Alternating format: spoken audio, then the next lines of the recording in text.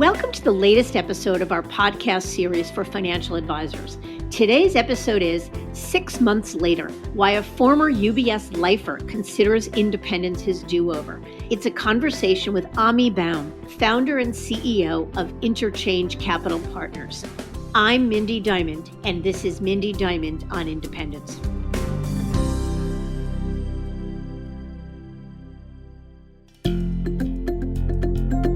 This podcast is available on our website, diamond-consultants.com, as well as Apple Podcasts and other major podcast platforms. If you're not already a subscriber and want to be notified of new show releases, please subscribe right on your favorite podcast platform or on the episode page on our website. For Apple Podcast users, I'd be incredibly grateful if you'd give the show a review. Your input helps us to make the series better and alerts other advisors like you who may find the content to be relevant. And while you're at it, if you know others who could benefit from the series, please feel free to share it widely. What if we all had the chance to take a mulligan at least once in our business lives?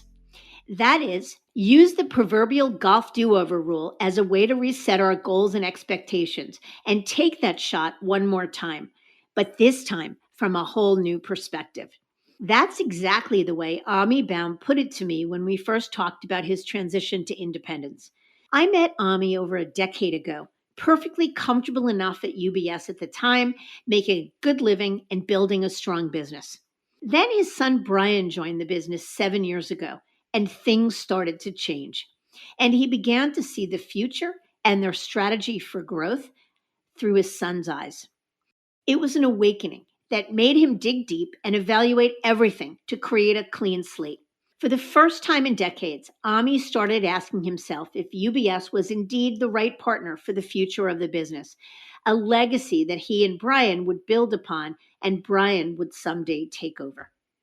With $420 million under management, Ahmie felt confident in their growth and gained a new sense of courage to do it all over again. So in June of 2020, Ahmie, Brian, and their team launched RIA, Interchange Capital Partners, in Pittsburgh, Pennsylvania, with the help of Dynasty Financial Partners. It's a unique perspective from an advisor who is just 6 months into independence. Ahmie shares the story around the events that precipitated his change of heart, what other options he considered, how they planned for the move, where they are now, and much more. So let's get to it.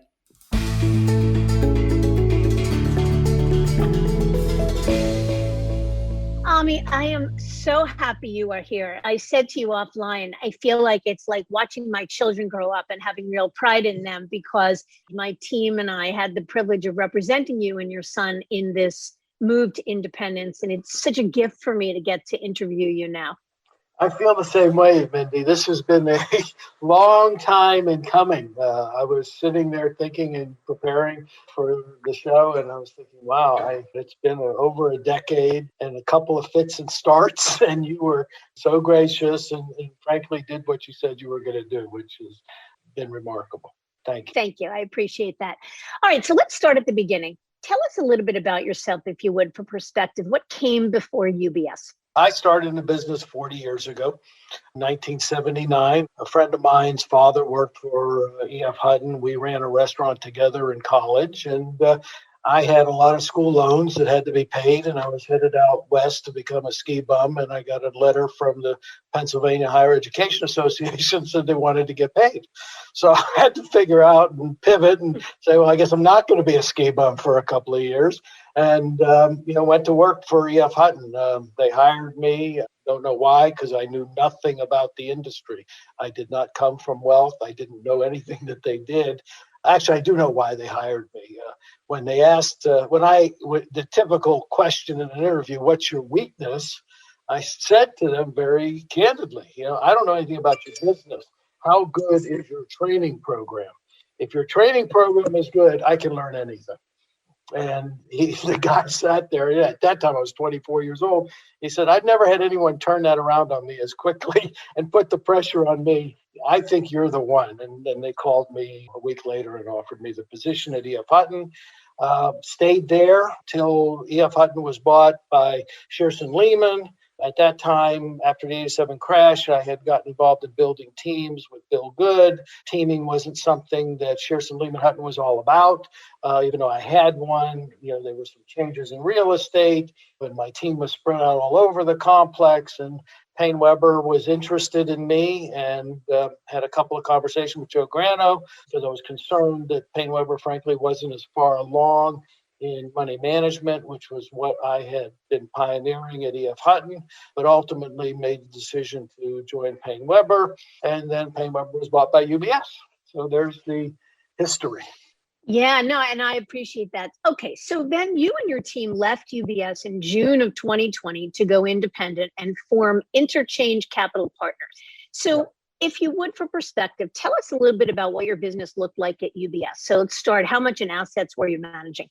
According to UBS, which we found out how they handle this, we were at about 420 million in assets. According to them, we recognized going through the process that there was only about 350 million productive assets, stuff that we were actually really getting paid on. As I mentioned earlier, I pioneered investment management consulting, so we have a lot of fee-based revenue. So I would say it's closer to $350 million is what we had. The business was built primarily around transition planning, unlocking a lifetime of work for business owners and professionals. And so we had a legacy book of, clients who had been with us for decades. And when my son came to me when he was a sophomore in college, sitting in his apartment in Indiana, Bloomington, even though he ultimately moved to Penn State and graduated there. And he said, "What happens when Baum Consulting Group isn't there?" I says, "Well, it will go to my partners. Why are you asking?" He said, "Well, it looks like you've done okay for yourself, Dad. Maybe I'd be interested." And I said, "Okay." So we started a process of getting him some education, some internships in the insurance business, because that's the easiest way. And ultimately, when he graduated, he had offers from a number of insurance places. And he said, "Dad, where's your offer?" I said, "I'm glad you asked, because I have a problem." And he said, "Well, what's the problem?" I says, "I've seen second generation, and the last thing I want for you is to have the albatross that says, 'Oh, well, you're successful because you just got into your dad's business that was successful.'" And I said, "So if you're going to join, you have to know that you're going to start at the bottom. You're going to figure out and build this thing. It's not that I'm going to hand it to you. I'm going to be there every step of the way to support, but with that." And that was the game changer for us, because it actually gave me my mulligan, my do-over. And I said, okay, if I was to start all over, and this was 7 years ago, if I was going to start all over, what would I do? How would I do it? Because I have always been innovative in this industry. I mentioned earlier that I started, in 1982 with my first fee-based investment management account. Fast forward to when UBS bought Payne Weber, and Martin Hoekstra convened a group of top leaders in Pittsburgh and over dinner and asked, "So what's the future of the industry?" And they all looked around. They said, "It's what Ahmie's doing. I want to annuitize the business. I want the fee-based business." And Martin turns to me and says, "So I guess you're going to retire?" And I says, "Just to the contrary, I think there's a next phase of this industry that's really important, and that's truly delivering on comprehensive, collaborative planning." And that was that recognition that the industry needs to move there isn't there. Clearly it is there on a certain level. And so when Brian shows up, we get the opportunity to do the do-over. And I said, if I was going to do this, we're going to focus exclusively with business owners and their exit planning and their succession planning. And the reason why is because I had some very dear friends at UBS in the ESOP group in Atlanta, Keith Marika and Bruce Bickley. And I watched when we first met at Chairman's Council, I was ahead of them and they were behind me. And in no time did they eclipse me. And most importantly, at a conference with Bruce Bickley, where I learned about the blue ocean strategy, I turned to Bruce and I says, "Oh my God, you've created a blue ocean strategy." And so I said, my do-over is we're going to create a blue ocean strategy around this single largest, most complex financial transaction of these people's lives. And we had already done some of this stuff because we were so focused on planning. But that was the piece that really ended up changing the trajectory of our whole business in my career. So much to unpack in what you just said. And I want to take it in a couple of different directions. First of all, big smile on my face when you talk about bringing your son, Brian, in, because I think, as you know, my son works with me. He's now the president of our firm, and nothing in this world has been a greater gift for me or made me prouder than having the opportunity to work with him and see him grow and thrive. I also love how you put it about it gave you your do-over, because I talk with so many advisors about how the time, they're sort of going along, they're either happily happy enough or they're unhappily happy enough, meaning they're frustrated, but it's good enough for them. And when they bring their next generation in, it's when they begin to put on different goggles and really have different expectations for the business, where they begin to say, boy, what got me here isn't necessarily what's going to get him there. And if I care about his future and his legacy, or her future and her legacy, I need to do something about it. So I want to get to that in just a moment, because that's really important to me. But I'd like to give our listeners some perspective on a little more perspective about the business. So you left UBS managing what they called 420 million, which was really about 350 million. Did your typical client look then like it looks today, the business owner? And give us a little bit more just about the business then and now. How much are you managing today, almost a year later? How many were on the team then? How many now, et cetera? Yeah, I mean, we're at 350 million, as of this morning. So we've brought over all the productive assets, which within, we're not quite a year, we're actually, maybe 6-8 months. So one of the things that happens when you go after this business owner segment and the way that we did it, there's a very long lead time for this stuff. It's part of the reason why I think it's a challenge for wirehouses to go after this business. It just takes and even Keith and Bruce, down in Atlanta said, it's like a 5-year runway. So, Brian started 7 years ago, 2 years.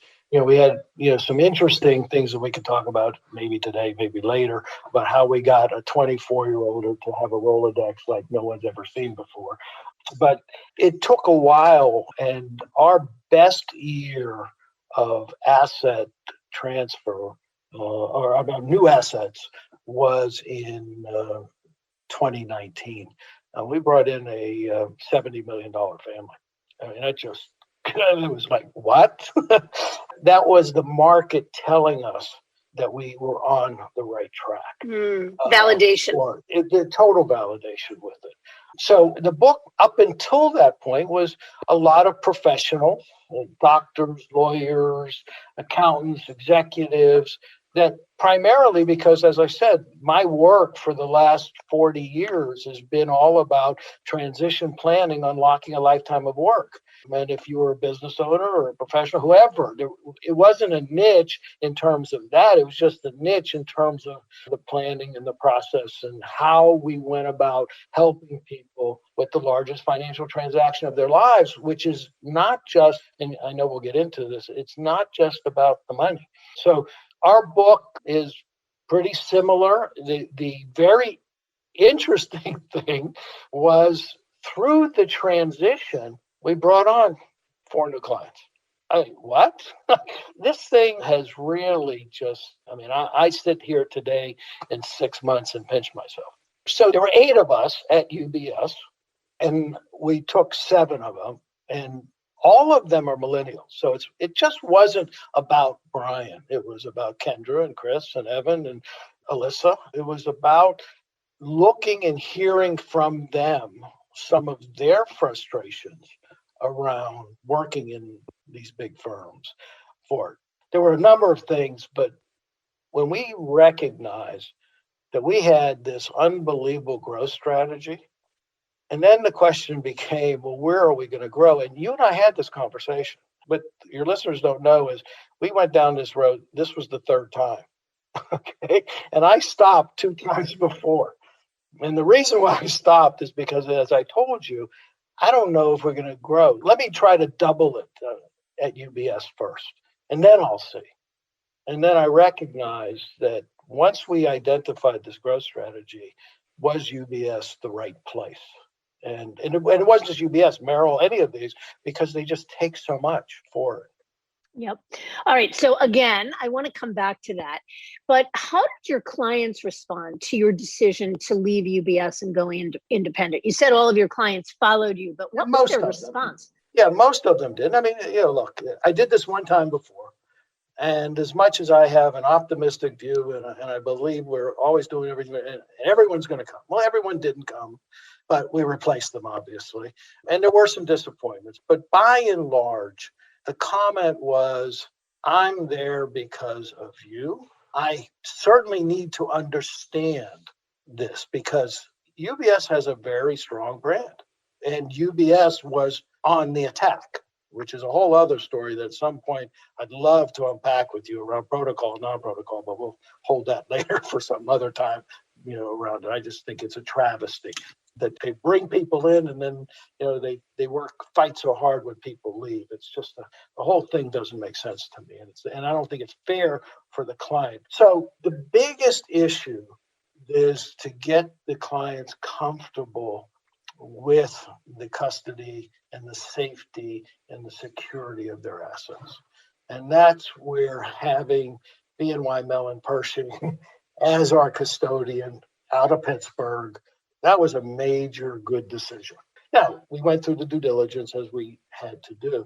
But for the most part, the comment was, we've been with you for so long. It's really your advice and counsel. Once we could get them recognizing that there was safety and security for their assets, then the issue around products and services, which is the third leg of the stool, was less of a concern. And the real driver was the advice and counsel doesn't change. In fact, the advice and counsel, as we now know, is much better because we have a much broader array of opportunities that we can bring that at least UBS couldn't, and I'm sure some of the other bigger firms couldn't. So we've been with you, and it's what everybody said would happen. But I will tell you, that June 12th, 2020, on my 65th birthday, when I resigned, I was back at zero. And those first 2-3 months of battling UBS and battling all the financial advisors and pulling all this stuff together, you don't go into this thing lightly. But as everybody says who's gone through it, it's a lot of work. There are disappointments. But when you come out the other end, why didn't I do it sooner? Yeah, well, that's what everybody says. And, you're a unique interview for me because while I've had the privilege and pleasure of interviewing many breakaways now, you're the only one I've interviewed that's at less than a year since break. And I chose it, one, because I like you and I'm so happy for you. And I know that you're so happy you made this move, but also because I think that everyone knows that the first year post-break going anywhere can be a tough one, certainly emotionally fraught. And for an independent advisor, as you say, the first couple of months of battling UBS and working hard to move clients and learning to be a business owner and all of it can be difficult. So talk to us about that. And I'd especially love to hear about, you said before, bringing in 4 new clients in transition. Well, let's go there. That just is a testament to the work that Brian had. And it was interesting because a couple of them said, we were hesitant when you were at UBS. Well, why were you hesitant? Well, we weren't sure if we were getting you or we were getting the UBS. And these are business owners. That was something that, they're not institutions. These are family businesses. As one guy said, I've been on this tightrope for so long, and I recognized, when I sat down and talked with you folks, that maybe I should take some chips off the table. So the reason why we were able to do that is because we had already been working on proof of concept, and prior to, we had the luxury, because we've done a really good job of role clarity within our group, so that Brian could very quickly get back to these people and start talking to them again and telling them about Interchange Capital Partners and the fact that we clearly now have owner empathy. Okay, because we are truly owners. And that's something that's very interesting, because in my mind, from day one, 1979 at E.F. Hutton, I said, basically what I have here is a franchise. I never saw myself as an employee. The reality that proved itself to me was that's all I really was. And that was, you talk about the the straw that broke the camel's back, was that recognition, because I had this thing all mapped out. I had this thing figured out, and I talked to you about it. I'm going to get all these thousands of shares of UBS stock every, and I would the dividend off of that. I was a lifer. You knew that. I told you. They took really good care of me, and that aspect of it. So that's how we brought the new people in for it.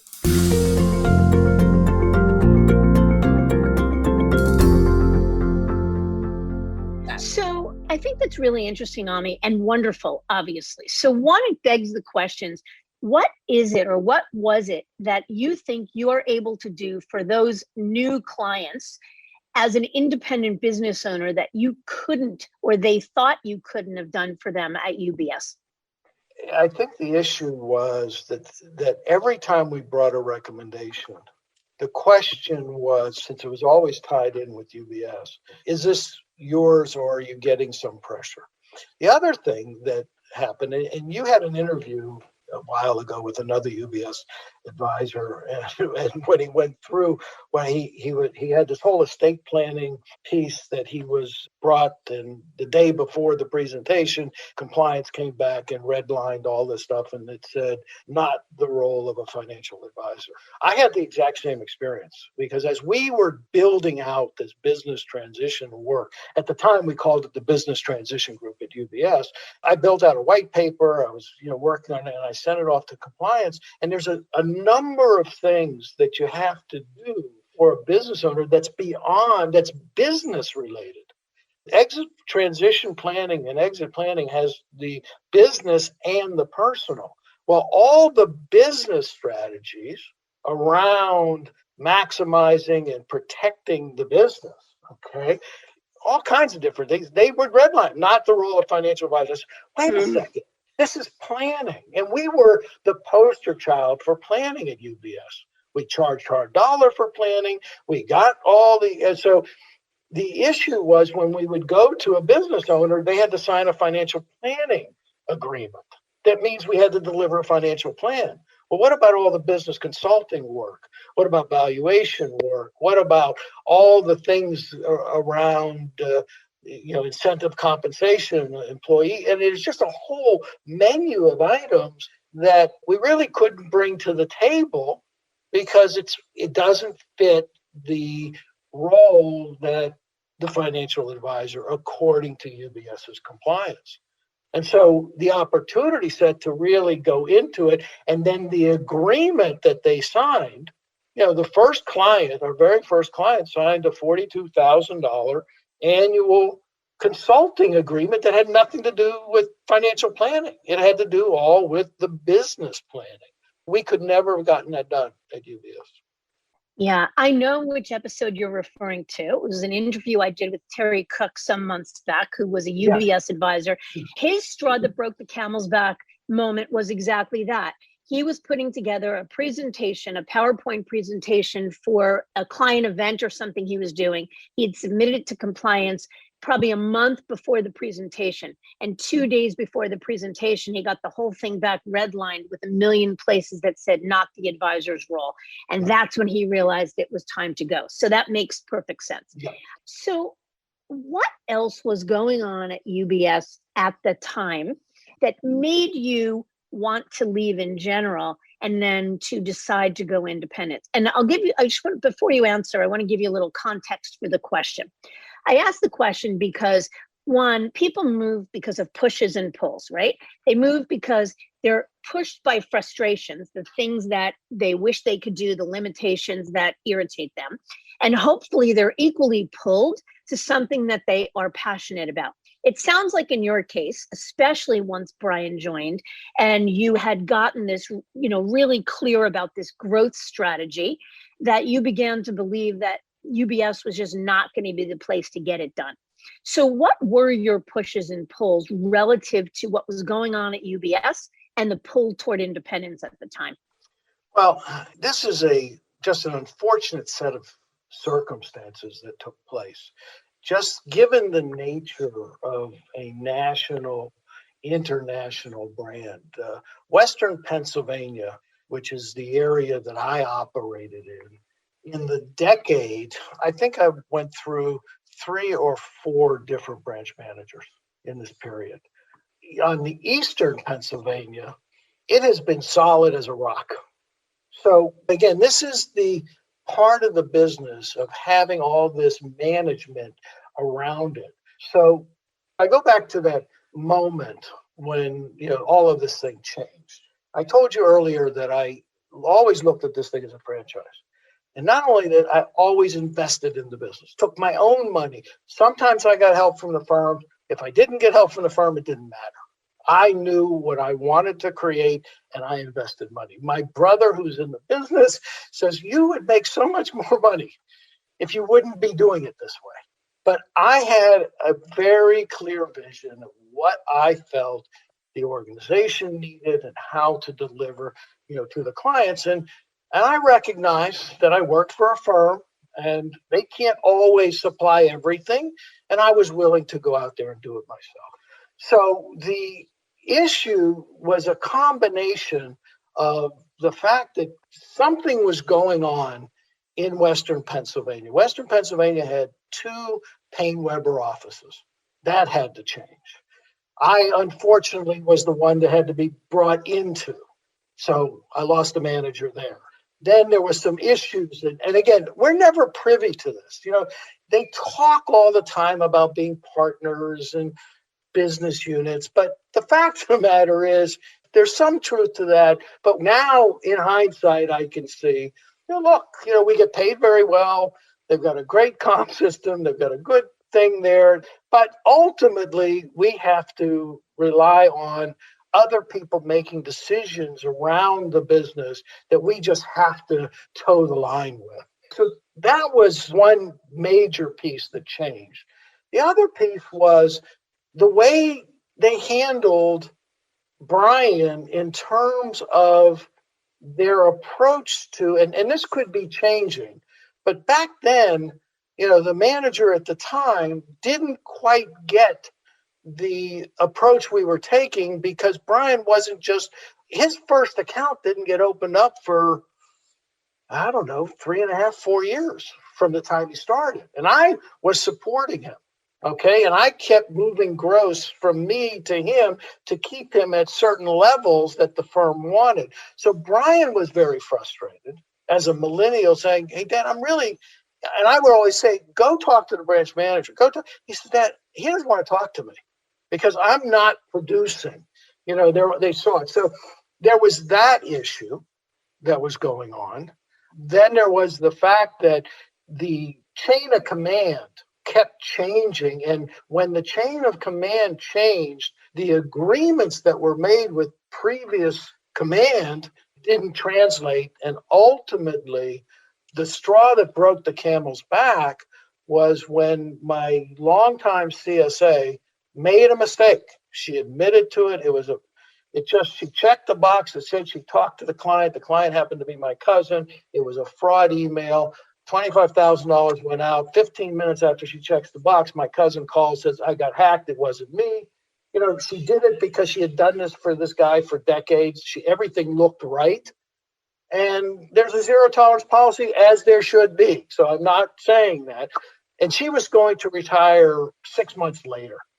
Well, 6 months before that, I knew, based upon the agreements of how much compensation the firm was going to pay and how much I was paying out of pocket, that I had to make a decision. And because we are planning oriented, I wanted to hire a planning specialist. So we ultimately hired a planning specialist, and I invested in the business 6 months earlier, knowing that when she retired, I expected that the money that the firm was paying for her portion of compensation, I was going to get back into my pocket. So she gets fired. I turn to the current branch manager saying, now look, I just want to be clear. I want to be very clear. I expect that money to come back into the system because, frankly, I've already invested and spent it with this estate planning attorney that I hired to do the planning. Oh, yeah, no problem. Matter of fact, I'm working with the region, and we're going to try to do a better job because I know what Brian's doing, and I understand what you're doing, and I buy into this blue ocean strategy that you're executing on. I said, great, wonderful. Well, this was in December of 19 or November of 19. February of 19, I get the call from the branch manager. You're not going to like this. Don't tell me. He says, not only aren't they going to give you the money, but you can't hire and replace that person. I said, what? And again, there was a health issue with the regional guy that was a terrible thing for him and his family to go through. It just was a combination of events so that my support system that I thought was there ended up not being there. And the decision-making process boiled down to a number. So the new divisional region, and I always forget the layers because I really don't pay attention. I keep my head down. I figure out what I want to do and what we need to do for the clients and where we want to grow the business. So ultimately, they said the regional guy was out on a horrific health issue. So the new divisional guy above him didn't know me from Adam. They looked at the numbers. The numbers say that I'm twice as expensive as any of their other financial advisors. I'm the one they're going to cut. So you got to be kidding me. And I talked to this new guy, and he says, look, you saw the earnings. It's a business decision. We got to look at this as a business. You got to do your share. Well, wait a second. I've done my share. I gave my time freely to help train people around money management, to help train people around planning, how to charge for planning. I mean, remember, we were the poster child for what UBS wants to be. And so he didn't know any of that stuff. And so I turned to him and says, well, I guess I better start looking at this thing like a business too. He says, always, absolutely. And then as soon as that call ended, I called you. Yeah. So that was the straw that broke the camel's back. But I will tell you that Brian was having issues with the way they were approaching. Kendra, who was this remarkable millennial who had a strong background in banking and saw how a big bank is, she says, Ahmie, it's just unbelievable the amount of work that we have to do to protect UBS. And that was the other thing. Once I had made this decision and worked through this, I remember going through a compliance piece. And they're totally right. And the compliance was probably money laundering or something, and it says, we are the gateway to the global financial system. We all have to protect that. And you know what? They're 100% right. My response was, my clients and me, we're not at the gateway of that at all. So the amount of money and time and energy we spent around that. So you put all that stuff together. But the key, and I keep telling you, the key reason is I knew we had the growth strategy because I never took anything for granted. I appreciate every single client that came over, and the vast majority of them did, but I would never have left. And this is the reason why I didn't do it the second time around, because the growth strategy with you, that the growth strategy hadn't proven itself, and I wanted to prove it first. To those that are listening, and I remember talking to somebody who, when I was doing this, and once I had chose Dynasty, and I know you're going to get into why I chose Dynasty and everything like that, this other gentleman who was with Dynasty talked to some people and who went all independent and then backed away. And the reason why they backed away was because there was no growth strategy.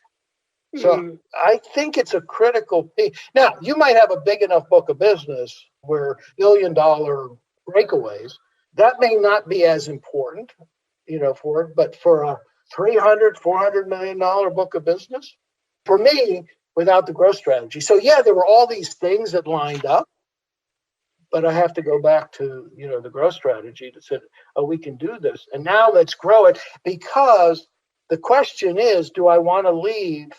Well, first of all, the opportunity is huge out there.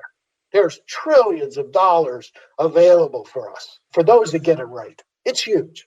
So now the question becomes, do I want to give 50% or 40% or whatever? Let's just call it 50%. Do I want to give that to UBS to make the decision, or Merrill or Morgan or whoever, to make the decision about what to do, and then I not have any ownership of that other than I own the stock? The notion for you, the clarity around, now I'm confident about my growth and I know what it is I want to do, is everything. I get that completely. But you could have taken that same growth strategy and done a million other things. You could have gone to another wirehouse and would have been paid a lot of money to do it. You could have gone to a regional firm where you would have encountered Kendra and Brian might have been a little happier, less bureaucracy, and paid a lot of money to make the move. You could have gone to a quasi-independent or a boutique model like a Rockefeller. And all of those models would have paid you significant transition money. And yet you chose to go independent, walking away from unvested deferred comp. How did you reconcile that? A couple of things. I ask myself this question regularly. What would you do, Ahmie, if you weren't afraid? That was an important litmus test. So that was number one. Number two, thanks to you and Deborah, you gave me the opportunity that I needed to learn about these. So first of all, the move to Morgan and to another wirehouse, because I know this industry, that was a lateral move, and I understand why advisors who are 65 years old do it. I remember the first time when a friend of mine says, look, Ahmie, I just took care of my life. I monetize it. I don't really care if I get anything grown or not. I got all the money now, and whether I hit the back ends or not doesn't matter. I'm clipping coupons for the rest of my life and my family. I'm good. That was not what I wanted to do. I got a lot of life left in me, I hope, and I've got a lot of passion for this business, as you know. So for me, that just wasn't on the table. There's nothing in my mind. I think there are differences between UBS and Morgan and Merrill and, those kinds of things. But for the end user experience, which is me as the FA, I don't see much difference with it. So that wasn't even an option. As we started to evaluate the hybrids and some of these others, and I want to say this as nicely as I can, because sometimes I say this and people get offended by the way I present things. I'll just say it the way it is. We looked at all of these other options. We felt that they were good places as an intermediate step. We called it JV. That's where people might get pissed. Okay, I don't know if I can use that word. We called it JV. So the question was, did we want to get to the game and be at the varsity level and go for it? Or did we want the transition? And I struggled with that. I did for a long time because the money difference was huge. Mm-hmm. The money difference was huge. And I'm 65 years old. And I'm sitting there and I'm thinking, okay, and again, not wanting to take anything for granted. I wouldn't do that. And so I hope that all the clients, I hope the statistics are true. It worked, when I went left from Hutton, but the world's different and all kinds of stuff. So that it took me a while. And to the credit of my son and Kendra, because she was the only one I could bring in, and that's part of that protocol issue. They said, hey, look, Ahmie, Dad, this is your call. We will do whatever you want to do. So this was mine entirely. And when I looked at the landscape and I looked at where is it that we want to be? Where is it that I want to be? A lot of the chat is always, oh, you did this for your son. yeah, I did this for my son, but I also did it for me. And it was as important for me as I did it for my son and my young teen. Again, because I'm not one that is going to just sit there and, play golf. And, I want to be relevant and resourceful until, I'm not here anymore. And this business and this industry allows us to do it, for it. So that's why we ended up taking the bigger leap, frankly, and it was a bigger leap. And frankly, Dynasty is remarkable. We can get into that. But even as remarkable as they were, the first 3 months, 4 months of connecting and putting and pulling all this stuff together, I said, wow, it's a lot of heavy lifting. There's a lot of education. There's a lot of learning, around it. But now that we're there to truly own it, and not only truly own it, that to know that every single person that supports us is paid by us. They work for us. We don't work for anyone except for the client. That you cannot say in some of these other places. And that was critical to me. Yep. I appreciate that. And I think when you say anything else you looked at would have felt like the JV, it's not saying that Morgan Stanley is the JV to Interchange Capital Partners. It's more just the fact that for you, that would have felt less than what you really wanted it to be, like the real opportunity light. And I get that completely. Yeah, totally. And the biggest problem with the big firms is the amount that you have to leave on the table, because they have to run their organizations, and they do a great job. Please, I don't want anyone to. I am tremendously grateful to all of Wall Street. Remember, I came from nothing. I didn't know anything. I was able to build this tremendous thing because of the Huttons and the Payne Webbers and the Morgans and the Merrills, and because they have really good stuff out there. So I don't want it to come across that I think they're bad, terrible, or not competent. It just wasn't right for you anymore. At this stage, when I look out at my next 25 years, what made the best sense? And true, total, independent, and ownership made the best sense. Yep. So let me pivot to the notion of Brian. As we mentioned before, I began to view my business through a different lens. If my son had not come into the business, I still loved what I did. I had no intention of going anywhere, but I'm not sure that I would have worked as hard to grow the business or think about making changes to the infrastructure, because I didn't need to. But for me, my son coming in was a game changer. And you mentioned, you said, Brian gave me my mulligan. It was my do-over. How would I really want to do it? So to what extent did Brian's needs impact your decision to make the leap you did? It wasn't Brian's needs. It really wasn't. It really was a very strong business decision. We knew what we had.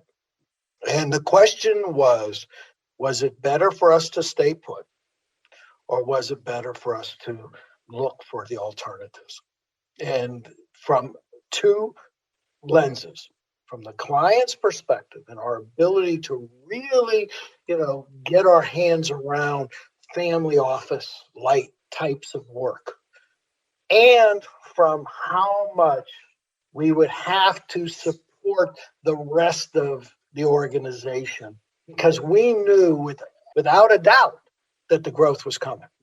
So it really, I would suggest at some point maybe you put Brian on your podcast, and talk to him, because he may come up with some very different things. Obviously, he was frustrated. The frustration that he had was that he didn't feel that he could deliver on everything that we knew we wanted to be able to supply to these families and to these business owners. Now, we worked through it, but it's hard. There's a lot of layers inside of these big firms.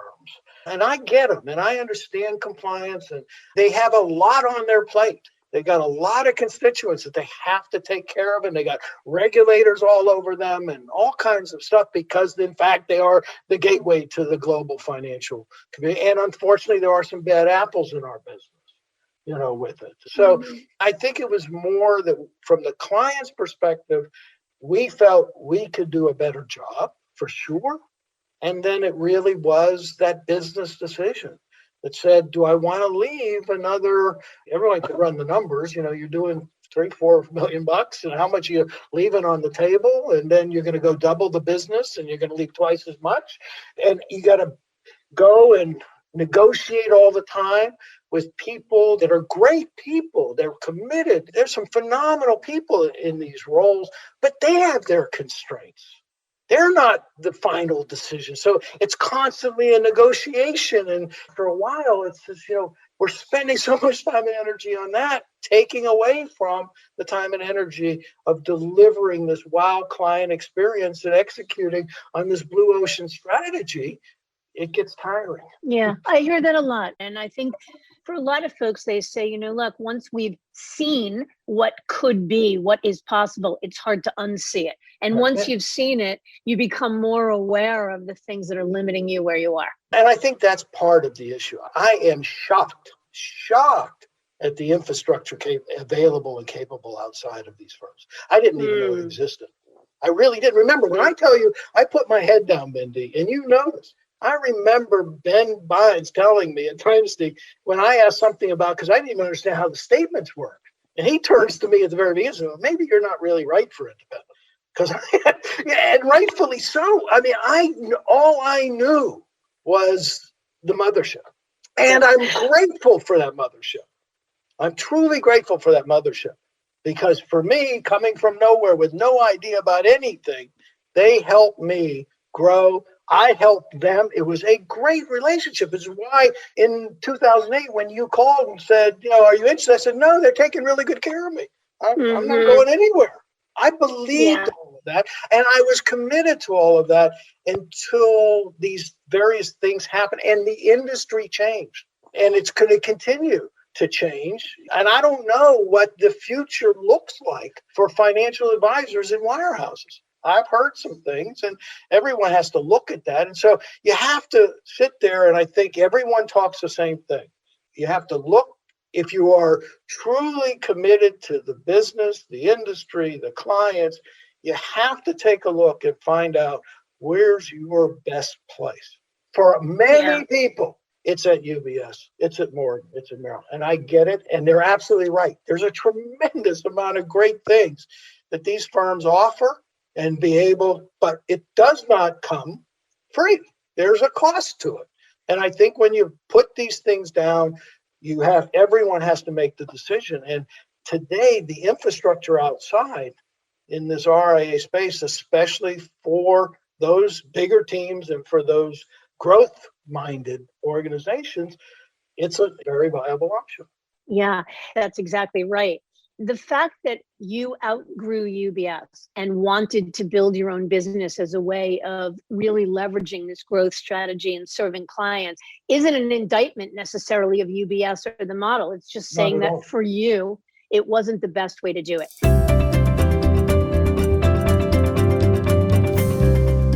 I've got one final question.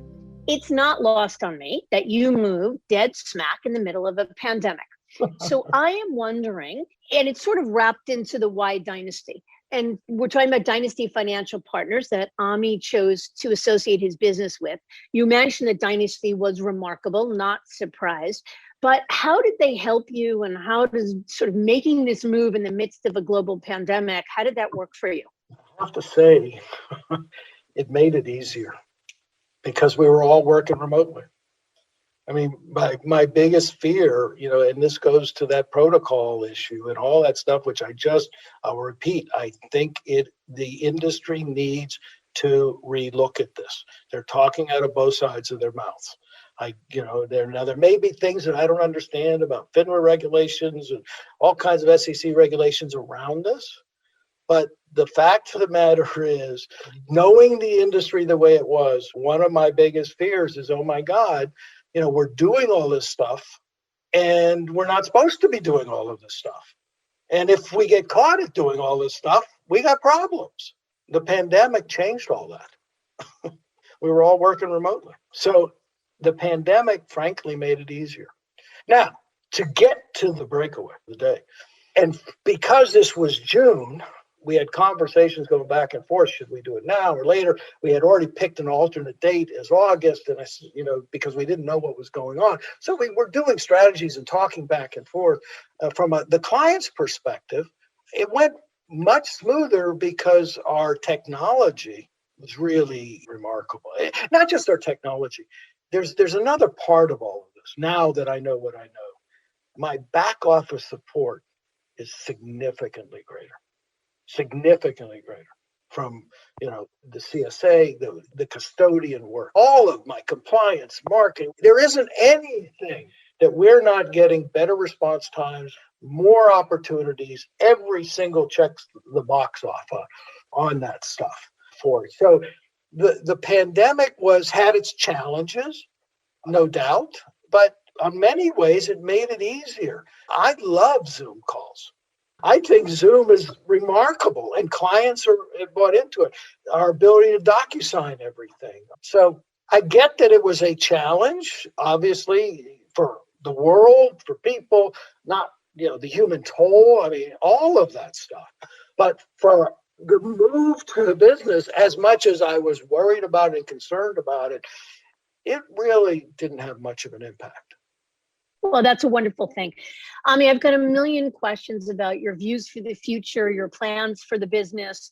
I would love to talk to Brian. And so I'm going to take you up on that offer. We're going to do another episode at some point to hear more. But your perspective and your thoughts today, and being so gracious and sharing them again less than a year out, is really much appreciated and not lost on me. So thank you very, very much. Mindy, I can't thank you enough for shepherding me through this process that frankly started in 2008.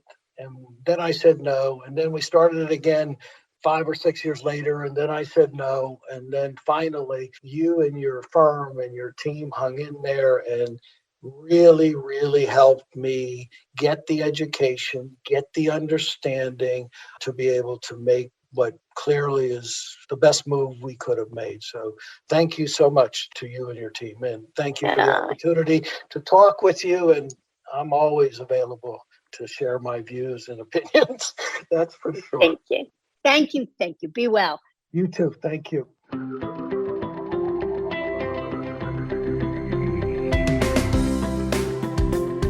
It's not often that advisors are willing to talk about their leap shortly after, so I'm grateful Ahmie was able to share a fresh perspective of the early stages of their transition to independence. While I think many of our listeners will find his commentary relatable, there's one statement he made that I think is most relevant. What would you do if you weren't afraid? I thank you for listening, and I encourage you to visit our website, diamond-consultants.com, and click on the Tools and Resources link for valuable content. You'll also find a link to subscribe for regular updates to the series. And if you're not a recipient of our weekly email, Perspectives for Advisors, click on the blog link to browse recent articles. These written pieces are an ideal way to stay informed about what's going on in the wealth management space without expending the energy that full-on exploration requires. Feel free to email or call me if you have specific questions. I can be reached at 973-476-8578 or by email at mdiamond@diamond-consultants.com. Please note that all requests are handled with complete discretion and confidentiality. And again, if you enjoyed this episode, feel free to share it with a colleague who might benefit from its content. And if you're listening on the Apple Podcast app, I'd be grateful if you'd give it a star rating and a review. That will let other advisors know it's a show worth their time to listen to. This is Mindy Diamond on Independence.